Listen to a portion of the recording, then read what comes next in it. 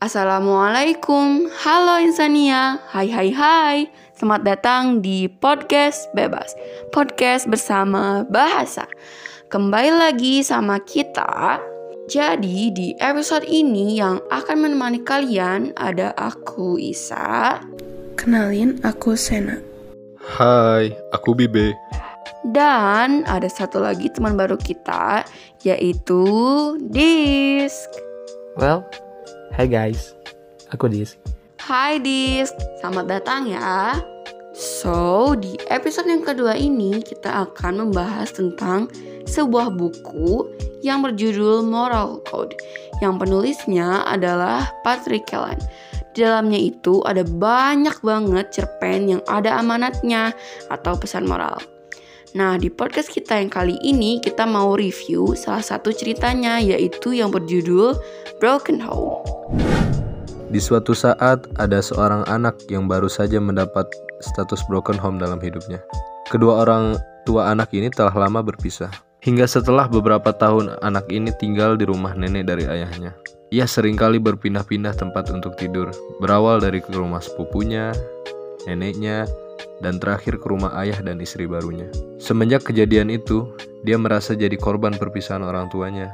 Pada dasarnya, anak itu adalah anak yang baik, anak yang rajin, ceria, dan selalu semangat dengan apa yang dia kerjakan. Tetapi, karena kejadian yang dia alami tersebut, dia jadi merasa terpukul, sehingga menyalahkan orang sekitarnya, menyalahkan dunia, orang tuanya, bahkan dirinya sendiri. Sehingga dia mencari cara supaya dapat perhatian dari orang-orang sekitarnya. Sewaktu-waktu dia berada di titik balik merasa udah capek sama hidupnya. Perlahan dia merubah dirinya menjadi lebih perhatian sama keluarga ayahnya.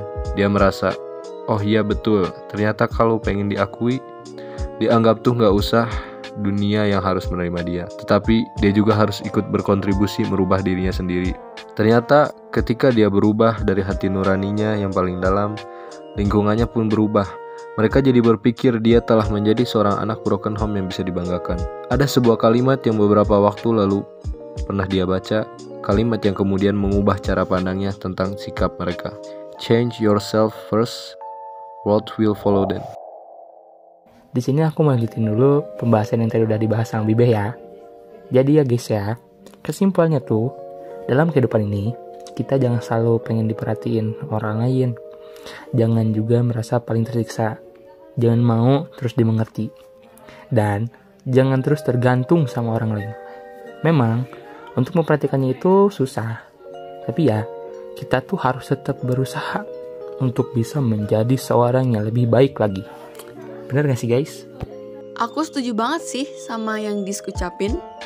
Nah, ternyata dari cerita tersebut ada hubungannya dengan hadis loh, yang berbunyi, aku sesuai dengan prasangka hambaku, aku bersamanya apabila ia memohon kepadaku. Hadis riwayat Muslim. Dan ada surat Al-Baqarah ayat 216 yang artinya, boleh jadi kamu membenci sesuatu padahal ia amat baik bagimu, dan boleh jadi pula kamu menyukai sesuatu padahal ia amat buruk bagimu. Allah mengetahui sedang kamu tidak mengetahui.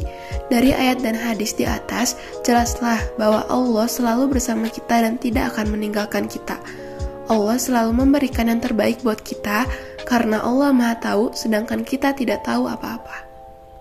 Nah, gimana menurut kalian mengenai cerita tersebut? Menurut kalian berkesan gak? Tadi juga ada quotes yang bunyinya kayak gini, change yourself first, world will follow then. Dan penjelasannya juga udah dikasih tahu sama Disk. Gimana? Kalian tertarik gak buat baca bukunya? Dan juga ada hadis dan ayat Al-Quran yang bersangkutan sama cerita tersebut. Dan tadi juga dijelasin sama Sena.